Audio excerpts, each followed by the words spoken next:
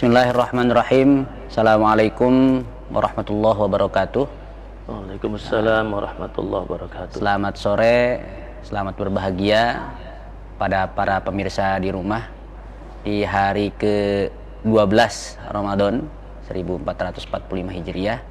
Kita sampai saat ini masih bisa menjalankan ibadah puasa dengan tulus, dengan ikhlas.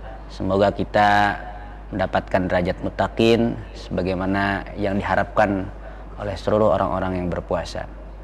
Nah, pada kesempatan sore kali ini kembali lagi bersama kami pada program Ramadan Menyapa yang diselenggarakan atas kerjasama LP2M IAIN Syekh Nurjati Cirebon bersama Radar Cirebon TV. Nah, pada kesempatan sore ini tema yang akan kita diskusikan yaitu seputar memperbaiki ibadah dan muamalah. Telah hadir bersama kita narasumber yang luar biasa, yang hebat ya. Tentu beliau adalah seorang alim. Telah hadir bersama kita, di tengah-tengah kita Bapak Kiai Haji Amir MAG. Assalamualaikum. Waalaikumsalam. Apa kabar Pak Kiai? Baik, alhamdulillah. Gimana puasa di hari ke-12 ini? Ke-12 dan 13. Mau ke-13 ada ya? dua ini. Ada yang 12, ada yang 13. Ya, insyaallah lancar ya Pak Kiai. Alhamdulillah. Pada kesempatan sore hari ini tadi sebagaimana disampaikan di awal, tema yang akan kita diskusikan Pak Kiai itu seputar memperbaiki ibadah dan muamalah. Tentu ini sangat memiliki keterkaitan dengan kehidupan kita sehari-hari, khususnya sebagai seorang muslim.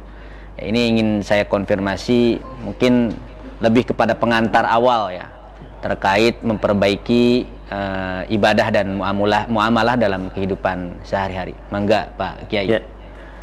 Terima kasih. Assalamualaikum warahmatullahi wabarakatuh. Waalaikumsalam warahmatullahi. Bismillah, alhamdulillah ala ni'amihil azimah wa atayahul jazimah. Wassalatu wassalamu ala man la nabiyya ba'dah wa ala alihi wa man tabi'ahu dah mawalah. Asyhadu an la ilaha illallah wahdahu la syarikalah wa asyhadu anna Muhammadan abduhu wa rasuluh. Allahumma shalli wa sallim wa barik ala sayyidina Muhammad wa ala alihi washabbihi. Amma ba'd. Rekan kami Kang Zainal Muttaqin yang saya hormati, para pemirsa rahimakumullah, di hari yang sangat berbahagia, yang sangat mulia ini, yakni Ramadan, dan kita ada tema Ramadan Menyapa, adalah sebuah bentuk kepedulian kita, khususnya Sivitas Akademika IAIN Syekh Nurjati Cirebon, menyapa masyarakat sekitarnya yang mungkin sudah beberapa tahun kita kerjasama dengan RCTV. Mudah-mudahan berikan keberkahan bagi kita semua. Para pemirsa rahimakumullah, tema puasa ini senantiasa sudah kita sering dengar dan senantiasa kita pahami bersama. Namun tidak ada salahnya apabila kita tadi diingatkan bahwa Kang Zainal tadi nyampaikan salah satu indikator puasa itu memperoleh mabrur ya, Derajat takwa. derajat kebaikan adalah manakala takwa. Jangan sampai mardud. Ada mardud, ada mabrur, ada makbul. Ya minimalnya makbul, yang diterima. Lebih baik kalau mabrur yang semakin memberikan nilai positif, nilai ada efek yang lebih luas. Kalau kita melihat amalia puasa, sering kita kaitkan dengan ada hadis atau riwayat tentang 3 bulan yang berturut-turut, yaitu Syahr Rajab ditatwiril badan, bulan Rajab membersihkan jasmani, wa Syahru Sya'ban ditatwiril qalb, bulan Sya'ban untuk membersihkan hati, wa Syahr Ramadan ditatwiril ruh, Ramadan untuk membersihkan rohani. Jadi ada 3 fase pembersihan jasmani, perbaikan jasmani, jiwa kita, jasmani kita, tubuh kita, perilaku kita. Yang kedua adalah fase membersihkan jiwa. Dalam hal ini adalah akal, nafas dan qalb. Dan yang ketiga adalah tathhirur ruh, membersihkan rohani. Barangkali tiga hal ini tidak bisa diabaikan satu sama lain. Bahkan ulama mengatakan bahwa puasa itu awalnya adalah bulan Rajab itu adalah menyiapkan lahan. Bulan Sya'ban memelihara, bulan Ramadan memanen. Jadi ini kita sedang panen raya nih Anjena judulnya nih. Sesungguhnya kita sedang panen raya, bahkan ibadah bisa dinilai 70 kali lipat, bahkan hingga 700 hingga 1000 kali lipat. Nanti ada satu hari lagi malam Al-Qadar yang bernilai 1000 bulan. Ini banyak jackpot namanya ya. Jackpot ya. Jackpot. Jadi ada pahala-pahala yang tidak terduga. Bahkan satu hadis mengatakan satu hari berpuasa itu menjauhkan kita dari neraka 70.000 tahun ya. Kalau tidak salah 70.000 tahun. Betapa luar biasanya. Atau 70 tahun sekalipun luar biasa ya. Kalau itu artinya bahwa ada korelasi-korelasi yang luas daripada puasa. Tadi ada kaitkan dengan tema kita yaitu puasa Ramadan dengan ibadah dan muamalah. Ibadah dan muamalah. Jadi kalau kita runtut dari awalnya rukun beragama, ad-din, itu ada 3 rukun, Anjena. Ada rukun akidah yaitu iman, ada rukun ibadah yaitu syariat, ya Islam, dan rukun muamalah serta spiritual itulah ihsan. Jadi ibarat bangunan, maka 3 rukun ini tidak boleh diabaikan. Yang pertama, rukun iman itu ibaratnya konstruksinya, membuat bangunan itu kuat. Yang kemudian rukun Islam itu strukturnya. Nanti iman itu ada 3, ada akidah, ada ibadah, ada muamalah. Ada iman itulah at-tasdiq, al-iqrar dan al-amal. Nanti at-tasdiq itu membenarkan, meyakini. Al-iqrar menyatakan, berkomitmennya dikeluarkan, disampaikan. Al-amal diwujudkan, direalisasikan. Jadi ada 3 itu terkait dalam hal iman. Al-iman uriyan walibasu taqwa. Jadi taqwa itu adalah perwujudannya. Kalau Islam itu berarti ibaratnya konstruksi, strukturnya. Struktur itu yang dipasang. Kata ulama itu asyhadatu asasuddin, syahadat pondasinya agama. As-salatu imaduddin, salat tiangnya agama. As-saumu jidaruddin, puasa dindingnya agama. Ini judulnya dindingnya agama. Az-zakatu saqfuddin, zakat adalah atapnya agama. Dan hajju alat wariasatuddin, alat dan kelengkapan rumah agama kita. Jadi sebagai seorang muslim, kita sekarang sedang lebih konsentrasi kepada bangunan rumah kita, yaitu dinding, menata dinding. Lalu apakah hubungan dinding ini dengan konteks keseluruhan dari ibadah kita, di mana tadi ada ibadah dan muamalah. Kalau kita nutut, nanti di Islam itu akan melahirkan ibadah muamalahnya. Kalau ihsannya kan anta'budallah ka'annaka tarahu, dan seterusnya. Merasa dilihat oleh Allah, paling tidak merasa dilihat, merasa diawasi, merasa diperhatikan, sehingga kita malu ya. Kalau diperhatikan kan malu, mestinya malu.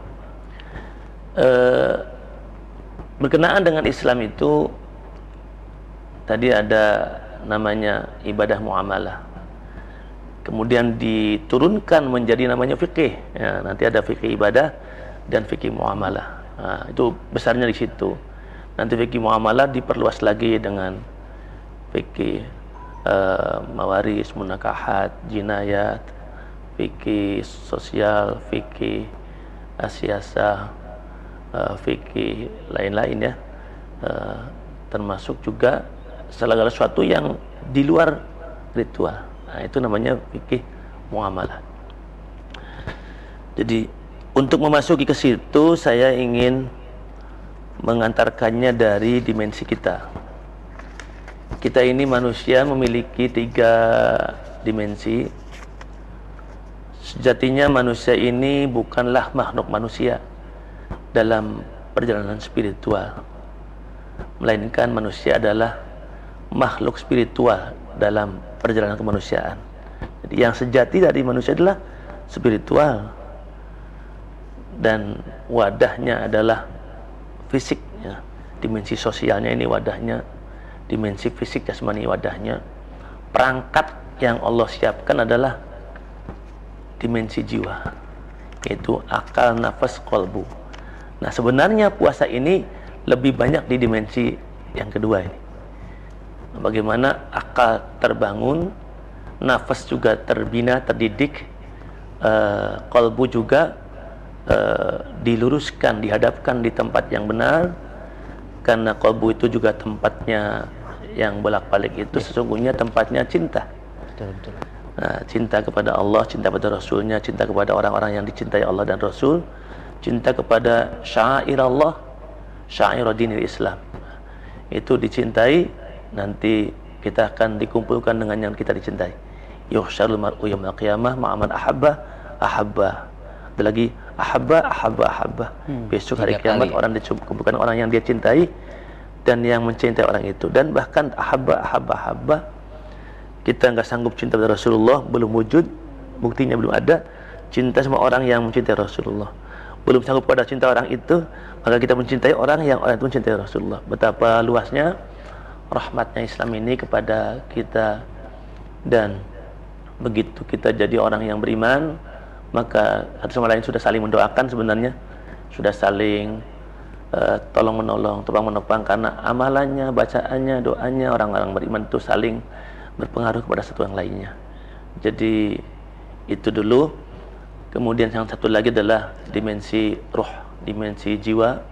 Tentu setelah kita melampaui fase pembersihan jiwa tadi. Dan itu kalau nafsu ibaratnya tanah itu diproses, dipilah, akan lahirlah berlian, mutiara, emas, perak dan seterusnya bertingkat-tingkat sesuai dengan bahan awal dan processingnya. Maka puasa ini bagian dari processing, dari pendidikan jiwa dan rohani. Hati adalah mencintai, sedangkan rohani nantinya adalah memandang Allah Subhanahu wa taala. Itu sudah innalillahi wa inna ilaihi raji'un. Kita sudah bisa, jiwa kita sudah kembali kepada Allah. Saya kira itu sebagai pengantar, Kang. Barangkali akan didalami, monggo. Terima kasih Pak Kiai Amir. Tadi pengantarnya juga sudah luar biasa pemirsa ya. Kita akan lanjutkan diskusi kita masih berkaitan dengan tema memperbaiki ibadah dan muamalah setelah jeda iklan berikut ini.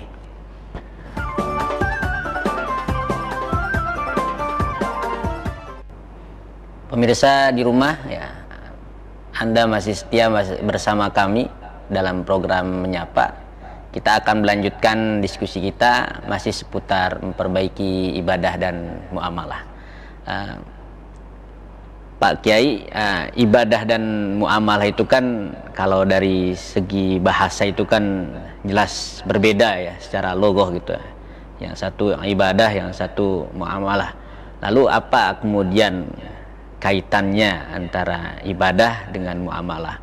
Dan yang kita tahu bahwa ibadah itu ada ibadah mahdoh, ada ghairu mahdoh, terus juga ada yang sifatnya memang vertikal, horizontal. Lalu kemudian korelasinya dengan muamalah itu apa? Kalau tadi disebutkan secara detail memang sudah ada muamalah itu bisa juga dimaknai muamalah dalam bentuk pergaulan sehari-hari. Ada juga yang berpandangan muamalah itu konteksnya ada pada ranah ekonomi gitu. Iya, betul. Mungkin bisa dijelaskan juga Pak Kiai.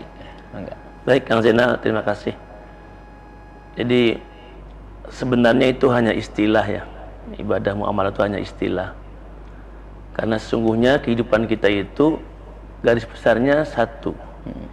Wa ma khalaqtul jinna wal insa illa liya'budun.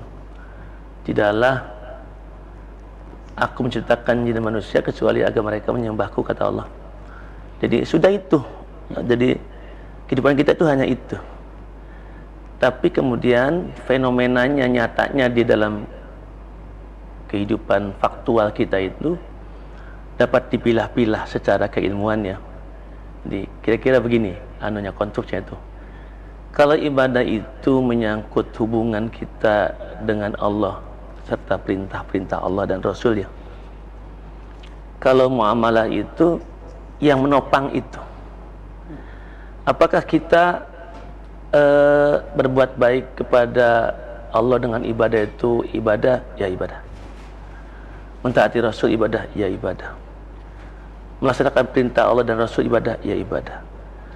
Memberikan nafkah keluarga, amal soleh, sodako, infak, semua itu ibadah? Ya ibadah. Semua itu ibadah. Dan harusnya memang tidak ada yang keluar dari konteks ibadah. Tapi nanti ada yang inti, ada yang penunjang.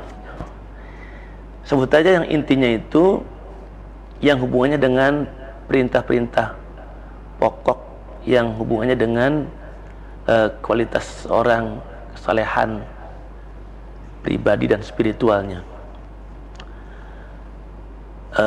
Artinya pelaksanaan ibadah itu harus ditegakkan sepanjang hayat, tetapi ada yang wasail, ada yang menunjang, yang menopang. Yang menopang agar kita bisa berhaji itu kita harus punya uang, kita harus itu muamalah nantinya. Yang menopang kita harus menafkahi keluarga, kita harus berusaha, itu muamalah. Yang menopang agar kita bisa baik orang lain, kita melakukan tetangga dengan baik, lingkungan dengan baik, itu muamalah. Jadi semua itu koridornya adalah ibadah, tetapi bensinnya, kendaraannya, apanya itu adalah sarananya, itulah kira-kira muamalah. Tapi semua itu ibadah. Hanya ada bagian dalam, tengah, ada luar lah ibaratnya. Ada bagian kulitnya, ada bungkusnya, ada tengahnya, ada dalamnya. Gitu. Kira-kira kalau mau bisa seperti itu. Agar kita jangan terlalu terobsesi pada pemilah-milahan gitu. Mana ibadah kayak bersatu yang pisah gitu. Jadi ada orang ditanya, Prof, Ustaz, mana yang lebih baik nih? Ada Pak Haji yang bolak-balik ke masjid setiap saat dan tidak pernah meninggalkan jamaah setiap waktu. Tapi dia nggak pernah tahu keadaan lingkungannya, nggak pernah ada bakti sosial, nggak pernah ada peduli sama yatim dan sebagainya. Bagaimana seperti itu? Tapi ada saudara kita dari Nasrani, dokter, yang dia itu nggak pernah ke musola. Memang dia Nasrani. Tapi dia itu senantiasa kalau ada hitanan massal, dia dokternya dan digratiskan. Bakti sosial, dia senantiasa memberikan kebutuhan, bantuan-bantuannya pada masyarakatnya itu. Jadi kepedulian sosial seperti apa? Apa jawaban Pak Ustadz tadi? Kata beliau, mana yang lebih baik? ini dilema. Yeah. Mana yang lebih baik ini? Betul. Kata beliau, andai saja Pak Nasrani tadi sudah semakin baik sudah melakukan hal itu semua, kemudian ditambah dengan sholat, maka semakin sempurnalah kebaikannya. Tapi andai saja Pak Haji tadi yang sudah melakukan haji, sudah tidak melakukan ibadah sosial, sudah tidak melakukan ibadah sosial, tidak peduli sama lingkungannya, kalau tambah dengan tidak melakukan ibadah juga, tambah sempurnalah keburukannya. Jadi ini artinya kan dua hal itu tidak bisa dipisahkan. Jadi makanya ada yang saya istilahkan kalau perintah mah ada perintah, ada wasail. Wasilah. Jadi ma la yatimul wajib illa bi fahuwa wajib. Wasailnya kemudian bisa bawa wajib juga kalau dalam rangka memenuhi kewajiban yang wajib. Bukankah niatul mukmin khair min amalihi, niatnya orang beriman itu lebih baik daripada amalnya. Jadi pertama yang paling utama sekali memasang niat itu, niatul mukmin itu paling utama dulu. Bahkan dengan niat saja sudah dapat pahala 1. Kalau dilaksanakan jadi 10 minimal, bahkan 70 dan seterusnya. Jadi oleh karena itu mari kita jangan terlalu mendikotomikan antara dua term tadi, karena pada dasarnya semua itu koridornya adalah ibadah. Wa ma khalaqtul jinna ibadah, bahkan menikah juga ibadah. Meskipun di dalam pembahasan ilmu fikih itu bab nikah itu ada di bab buyu'. Bukan di bab sholat, bukan bagian bab saum, bukan, tapi babul buyu', bab jual beli. Jadi seakan-akan dia adalah muamalah. Tapi kita tahu semua bahwa pernikahan itu adalah ibadah.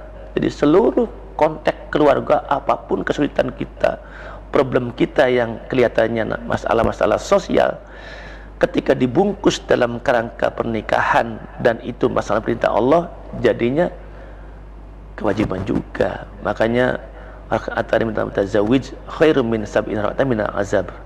2 rakaat dari orang yang sudah berkeluarga lebih baik daripada 70 rakaat dari orang yang tidak berkeluarga. Jadi artinya justru itu nilai tambahnya lebih gitu. Ini jadi pengingat buat yang jomblo nih. bagi yang berjomblo ya harus segera siapkan. Boleh dicemburui. Jadi beratnya keluarga itu juga tidak sekedar berat, tetapi ada sisi lain Allah berikan kelebihan, yaitu nilai ibadahnya ditingkatkan. Itu karena dia punya tanggung jawab sosial yang juga tidak ringan. Apalagi kalau memimpin kampus besar itu kan, wah, ibadah sosialnya semakin besar. Sehingga tanggung jawab sosial ini sebenarnya adalah wasail dari ibadah-ibadah. Minimalnya ibadah-ibadah kita bagi ada barangkali 3 ya. Ada saya istilahkan adalah kesolehan individual, diri kita soleh, siapa yang menghalangi? Nggak ada yang menghalangi. Orang soleh itu nggak ada penghambatnya. Yang banyak menghalangi itu orang mujahid itu, orang jihad. Orang soleh mah nggak ada penghambatnya.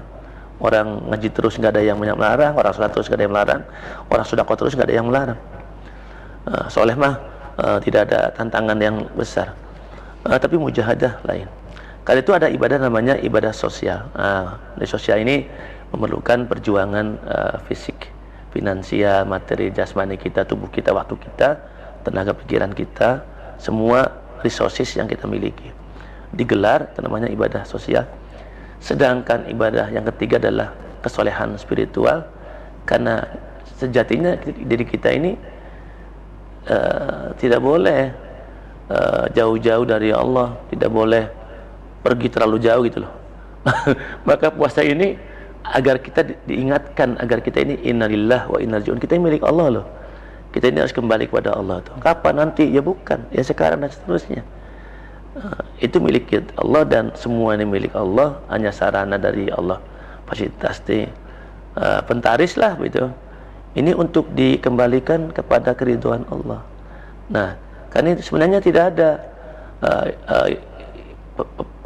dikotomi yang begitu ketat gitu. Karena sebenarnya kita juga tidak bisa belanja es atau bakso, tidak ada wadahnya. Semua harus ada wadahnya. Kerangka sosiologis ini juga wadah dari seluruh aktivitas kita, dan semua saling terkait. Jadi saya bayangkan bahwa tadi kita jangan melupakan 3 unsur paling fundamental dalam diri kita, yaitu dimensi spiritual, dan ini yang akan kembali kepada Allah dan dalam pengawasannya Allah nih, dalam pengawasannya Allah. Jadi kita ini makhluk yang berasal dari langit, harusnya sadar dengan tugas kelangitannya itu. Iya, yang diturunkan di bumi untuk memberikan rahmat.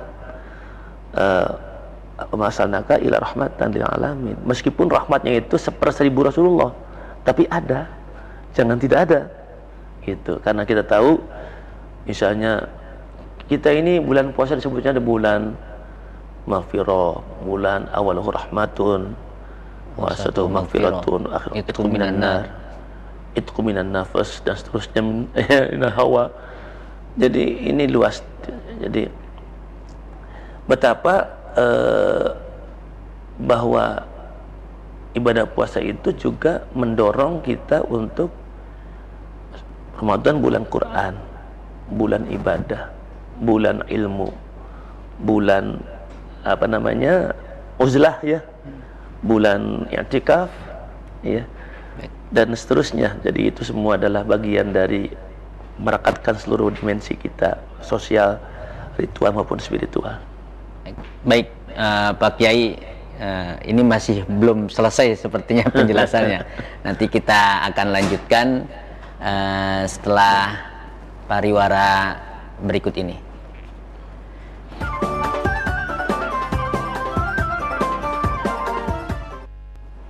Pemirsa yang berbahagia di rumah ya, kita akan melanjutkan dan masih melanjutkan diskusi kita karena tadi penjelasan Pak Kiai juga belum selesai ya, sepertinya.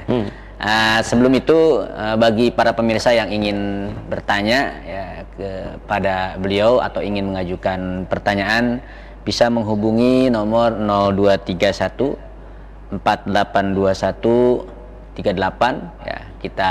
Kami menunggu pertanyaan-pertanyaan menarik dari pemirsa di rumah yang nanti akan diajukan kepada narasumber kita yang hebat ini. Pak Kiai, boleh dilanjutkan tadi penjelasan yang tadi Bapak sampaikan. Sepertinya belum selesai itu. Masih ada yang ingin disampaikan. Iya, terima kasih Kang Hina. Jadi ibadah puasa ini bisa disebut dengan ibadah yang rahasia ya, karena kita tidak tahu orang puasa atau tidak, buka atau belum, tidak tahu. Bahkan pahalanya pun malaikat nggak tahu pahalanya berapa. As-somuli wa ana ajibih. Urusannya manusia dengan Allah langsung. Iya, ya? puasa itu untukku dan aku yang balasnya. Jadi mirip haji lah. Haji itu nggak ada pahalanya Pak. Haji. Kalau sodakonya apanya ada pahalanya, hajinya nggak ada.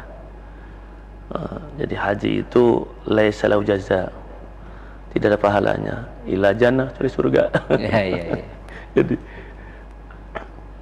jadi itu bahrun amiq, itu puasa itu lautan yang sangat dalam. Sehingga kalau kita bercermin kepada pelajaran atau pengalaman yang ditinggalkan, dituliskan dan diwariskan oleh para pendahulu kita, bagaimana puasa itu dalam koridor dimensi sosial, nanti ada zakatnya, ada infak sodako, dan juga mendorong, misalnya ada hadis ya dari, kalau tidak salah hadis Ahmad ya, bahwa orang yang memberi makan hingga kenyang ya, orang yang berbuka puasa, maka dia diberi pahala sebagaimana pahala dari orang yang melakukan itu, orang yang diberi buka puasa tadi, seluruh aktivitasnya yang dari awal sampai akhir maghrib itu dikasihkan semua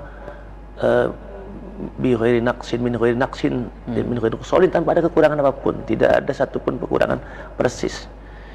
Jadi itu makan itu kan ibadah sosial. Memakan ibadah sosial, kepedulian sosial, hingga kenyang, hingga bahagia, dan akhirnya seluruh nilai yang dilaksanakan amalannya, baca Qur'annya, sholatnya, tarawihnya, semua zikirnya, bahkan tidurnya yang kayak tasbih itu pun dinilai, dikasihkan, dikopikan persis, dikasihkan kepada yang memberikan nafkah, memberikan makan. Itu kalau 100, kalau 100 bagaimana? Kalau 1000 bagaimana? Ini dari asalnya ibadah-ibadah sosial, tapi bisa memberikan dampak berlipat ganda kepada ibadah-ibadah yang sifatnya ibadah-ibadah ritual. Puasa adalah ibadah ritual, tapi karena ibadah sosial, maka menjadi melipat gandakan nilai ibadah ritualnya. Betapa itulah kebutuhan sosial, itulah korelasi ibadah sosial dan puasa itu. Di puasa itu ada sosial dan spiritual, dan ritualnya itu seperti itu. Contohnya ada satu riwayat dari Rasulullah itu ketika beliau sedang melaksanakan akhir-akhir Ramadan di masjid lah ya, namanya i'tikaf ya. Asyrul Awakhir. Ya, Asyrul Awakhir. Jadi akhir-akhir itu di Ramadan itu beliau sering i'tikaf dengan sahabat lain. Beliau kehilangan seseorang, di antaranya adalah sahabat Utsman dan sahabat siapa yang sangat kaya itu, Abdurrahman bin Auf. Mana itu Utsman, mana itu Abdurrahman? Ya Rasulullah, mereka biasa lagi jalan-jalan. Kemana jalan-jalan? Yaitu tengok-tengok orang-orang yang miskin, menyapa orang-orang yang miskin. Kata Rasulullah, mereka memperoleh apa yang kita peroleh. Sesungguhnya tidak di masjid. Boleh jadi yang di masjid dapat Lailatul Qadar, tapi Rasulullah menjamin, menggaransi bahwa apa yang diperoleh oleh Rasulullah dan para sahabat di masjid itu juga akan diperoleh oleh mereka yang keluar, yang melakukan kepedulian sosial. Jadi betapa Islam itu indahnya, luar biasa korelasi antara aspek ibadah sosial, kemudian ritual dan spiritual. Sehingga apa? Betul as-sunnatu jawabir lil faraid. Sunnah itu justru menjadi menambah. Bahkan tidak hanya menambah, barangkali itu menjadi meningkatkan nilai amal fardu. Jadi tadi fardunya puasa 1 hari, sunnahnya memberi makan sampai kenyang kepada 10 orang. Maka dia sudah puasa hari itu sudah 11 puasa. Kalau 30 hari dan 10 orang berarti dia 330. Iya, 330 hari dia berpuasa. Betapa kalau orang itu 1000. Maka saya kira ini akan menjadi amalan yang luar biasa. Ini kan kemuliaan Islam. Jadi karena itu tolong mulai hari ini biasakan kita mempertemukan paradigma itu. Jangan parsial, jangan sepotong-sepotong, jangan terpisah. Ini satu kesatuan. Jadi antara ibadah sosial, spiritual dan aktual. Nanti kalau uraian lanjutnya ada ibadah qalbiyah, ibadah maliyah, jasmaniyah, akliyah. Ini termasuk ibadah akliyah ya. Kita lagi mencas akal pikiran kita. Mudah-mudahan tafakur kita ini dinilai oleh Allah itu seperti ibadah sunnah 1000 rakaat gitu. Bahkan khair ibadah sanatin, bisa beribadah lebih daripada ibadah sunnah 1 tahun, bahkan sitina sanatan 60 tahun, bahkan alfi sanatin 1000 tahun. Saya asumsikan begini, yang 1 tahun itu kira-kira kalau bermi'raj mah kita mi'rajnya ke Baghdad lah, Syekh Abdul Qadir Jilani lah. Isra-nya ke sana. Kalau yang 1000 tahun, yang 60 tahun itu kira-kira kita bisa Isra-nya ke Madinah ya, atau ke Mekah lah. Tapi yang 1000 tahun bukan 1000 bulan nih. 1000 bulan kan Lailatul Qadar. Ini mah tafakur. 1000 tahun itu mungkin kita mi'rajnya ke Baitul Ma'mur. Dan kita sangat dinanti kehadirannya oleh Allah Subhanahu wa taala, dan kita senantiasa diminta agar terus mengetuk pintunya Allah Subhanahu wa taala. Ramadan yang dileburkan dosanya, dileburkan nafsu dan sebagainya, ini dalam rangka mengetuk pintunya Allah Subhanahu wa taala. Saya kira paradigma yang bisa kita contoh dari ulama itu ada namanya Shaumul Awam, Shaumul Khawas, Khawasul Khawas, Imam Ghazali ya di Ihya Ulumuddinnya. Puasa orang yang sekedar buka ya normanya orang puasa begitu. Kalau khawas itu kan sudah menghindari dari segala yang haramnya, bahkan yang makruh. Kalau semua khawas itu sudah berpaling hijrah kepada Allah Subhanahu wa taala. Jadi semua khawas. Jadi kita juga di puasa ini tidak hanya meningkatkan kesehatan sumutasihu, dan itu kita tahu ada banyak sekali contohnya para ilmuwan, para agamawan, para tokoh, termasuk juga para filosof, termasuk juga Siddhartha Gautama itu memperoleh dan kemandemen itu lewat puasa, lewat uzlah, lewat riyadhah seperti itu. Dan itu banyak orang-orang tokoh-tokoh besar yang lahir berkahnya riyadhah puasa itu. Jadi dia bisa menjernihkan sensus eksteriornya untuk membangun sensus interior. Jadi badan spiritual kita itu dibangkitkan, disadarkan, dibangunkan. Jangan sampai stroke ya. Jangan sampai badan spiritual kita yang mengalami stroke gitu.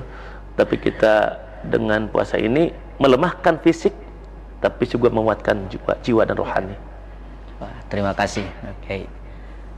Luar biasa. Ini hampir semuanya dikupas tuntas. Nah, tapi satu hal memang tadi ibadah dan muamalah itu ya sama saja. Itu hanya sebatas istilah. Artinya perintahnya memang satu, wa ma khalaqtul jinna wal insa illa liya'budun tadi Pak Kiai mengatakan, ternyata turunannya banyak gitu ya. Baik, kita akan lanjut setelah iklan yang lewat ini. Tetap stay di Ramadan Menyapa.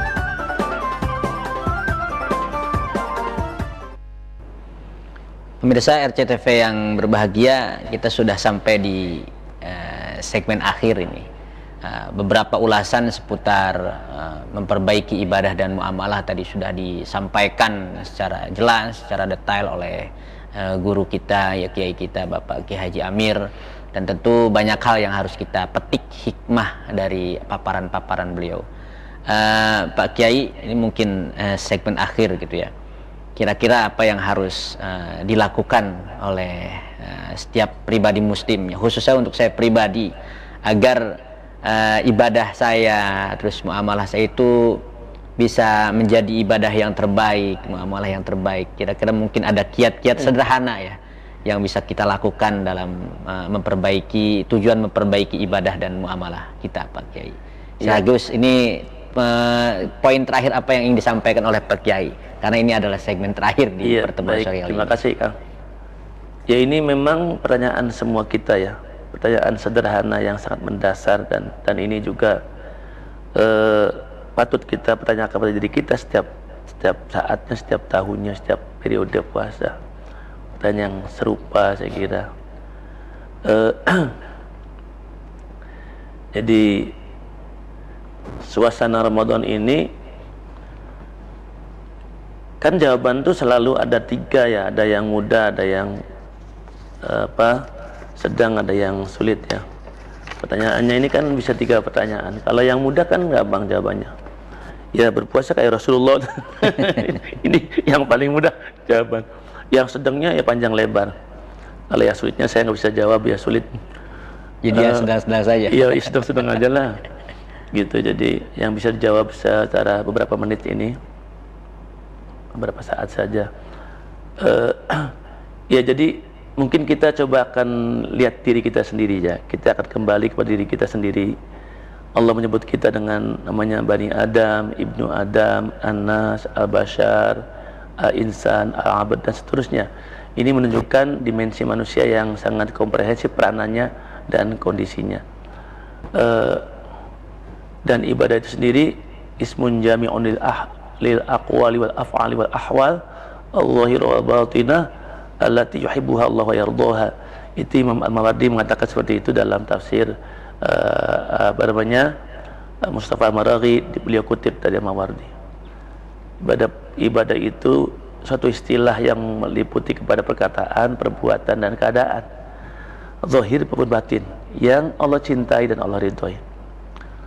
Maka kata-katanya, kalau cinta itu kan kita akan dibalas cinta oleh Allah, syaratnya kita mencintainya dan senang gitu. Makanya tadi waktu sabarnya dengan penuh keikhlasan, penuh ketulusan, mengharapkan tanpa perhitungan. Iya, meskipun nanti ada level-levelnya, karena ada puasa yang awam, ada khas, ada yang masih mengharapkan pahala, ada yang takut dosa, ada orang yang merdeka.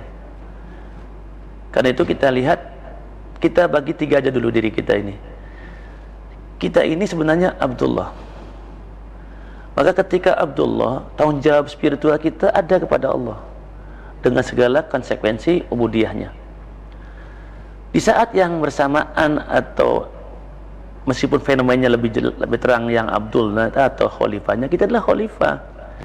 Maka ketika kita khalifah, ini fungsi-fungsi sosial, fungsi-fungsi kehidupan kita sosial ini juga sekaligus ada di dalamnya. Jadi namanya ada ibadah yang sangat menyenangkan, pengantin baru itu. Ya kan? Pengantin baru malam Senin dapat pahala berapa, malam Kamis berapa, Jumat berapa. Itu sesuatu yang lahiriah menyimpan batin. Tapi ada yang batin menyimpan lahir. Batinnya tadi membahagiakan sodako, memberikan pada suaminya sampai senang. Puasa itu adalah sodako. Suaminya kewajiban kepada istrinya, kewajiban. Istri memberikan nafkah, ini wajib taat, tapi juga sodako. Luar biasa. Jadi fungsi kekhilafahan yang dicontohkan Nabi Adam ini karakternya berbeda dengan fungsi kehambaan, berbeda. Tapi juga untuk kita punya nilai lebih, nilai tambah, ada namanya fungsi takmir. Jadi bagaimana memakmurkan Jadi man sanna sunatan hasanatan falahu ajruha wa ajru man amila ba'daha ila yaumil qiyamah. Itu ini fungsi takmir. Jadi di satu tempat belum ada, di sini nih belum ada, sekarang ada. Ini fungsi takmir. Maka ketika itu diikuti oleh orang-orang lain, maka fungsi takmir itulah yang akan memberikan nilai plusnya itu berlipat-lipat, karena ada orang lain yang menjadi kenal, menjadi tahu dengan apa yang disiarkan. Itu fungsi takmir namanya. Jadi innama ya'muru masyadillah man amana billah. Bahkan nanti nilai plusnya dilipat gandakan, karena orang akan menjadi dapat pahala, memperoleh pahala karena amaliyah orang lain, yang mana orang tersebut melakukannya karena mendengar kita, karena melihat kita, atau memperoleh dari kita. Itu jadi kita jadi wasilah saja pun sudah dapat pahala. Kata Imam Ghazali, itu bagian dari amal juga. Jadi itu secara lahir ya. Jadi kita merasakan susu, telur, madu, jahe. Itu kadang kita bisa merasakan susunya ini nih.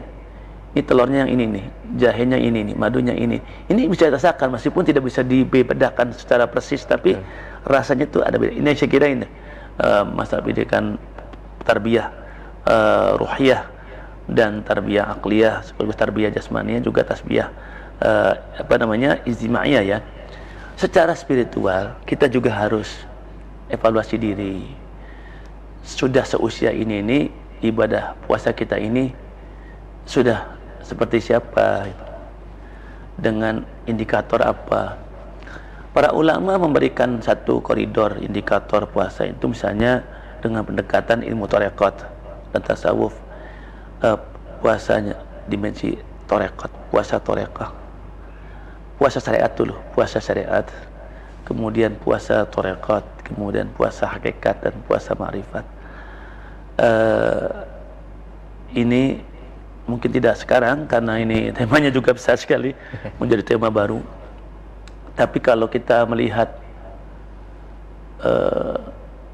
apa yang sudah diceritakan ulama dengan 4 paradigma tadi, puasa syariat, tarekat, hakikat, ma'rifat itu, maka saat yang sama kita semakin merasakan betapa kecilnya kita, berapa awamnya kita. Dan dengan seperti itu tuh kita menjadi tidak kegeeran, tidak kepedean, dan justru barangkali ketidakpedean ini justru menjadi nilai kebaikan bagi kita. Tapi kalau nilai kepedean, rasa sudah baik, sudah cukup, sudah hebat, mumpuni, wah ini malah justru jadi bumerang, jangan-jangan jadi justru ditutup nanti pintu langit. Jadi justru alhamdulillahirabbil alamin tuh karunia yang Allah kita terima dengan segala syukur tuh dari Ar-Rahman Ar-Rahim dan seterusnya, ujungnya adalah dari waladhdallin. Jadi maghdub waladhdallin. Maka paradigmanya kita balik, kita evaluasi diri, cermati diri kita, jangan dari yang positif terus ya, tapi dari jangan-jangan kita ini jangan sampai maghdub, jangan sampai dhalin. Karena itu kita belajar dari ulama, yaitu kisah-kisah para nabi dulu, para solehin. Kemudian kita naik lagi menjadi kita memohon kepada Allah, bergantung kepada Allah, beribadah kepada Allah, naik terus sampai menyadari akan dihisab oleh Allah, Maliki Yaumiddin. Kemudian kita melihat Rahman Rahimnya Allah, kemudian kita lihat Alhamdulillah Rabbil Alamin, terus Bismillah. Semua itu dari Bismillah. Mbaknya kalau kita urai ya minimal ada 15 makna lah mbaknya. Minimalnya dari satu titik 15 makna, titik aja bisa bermakna. Bali salih Musa, bali ma'iyah, listi'ana, dan seterusnya. Itu ini akan menjadi semakin adem ke dalam, dan kita semakin rasa kita ini bukan siapa-siapa jika kita bercermin kepada orang-orang yang cakep-cakep yang dahulu ya, ibadahnya cakep-cakep, itu luar biasa. Jadi saya kira di akhir sesi ini marilah kita dalam sesi apapun ada namanya muhasabah, ada evaluasi diri, ada namanya tegur sapa dengan teman, diskusi, apalagi mengkaji Al-Quran, dan kajian-kajian seperti itu, ajar Ramadan dan sebagainya, yang insya Allah akan memberikan kualitas lebih kepada nilai ibadah puasa. Kepada para pemirsa sambil ngabuburit ya, selamat menjalankan ibadah puasa. Mohon maaf lahir dan batin. Assalamualaikum warahmatullahi wabarakatuh. Assalamualaikum warahmatullahi wabarakatuh. Terima kasih Pak Kiai Amir. Tak terasa 1 jam sudah kita memberikan informasi dan ilmu pengetahuan daripada program Ramadan Menyapa. Saya sebagai host pada kegiatan ini, mohon maaf apabila ada kata-kata yang tidak berkenan dan kurang. Jangan lupa pemirsa, saksikan terus program Ramadan Menyapa setiap hari pukul 16 sampai 17 sore di Radar Cirebon TV. Sekali lagi terima kasih Pak Kiai. Semoga puasa kita diterima oleh Allah Subhanahu wa taala. Saya undur diri. Assalamualaikum warahmatullahi wabarakatuh. Waalaikumsalam warahmatullahi wabarakatuh.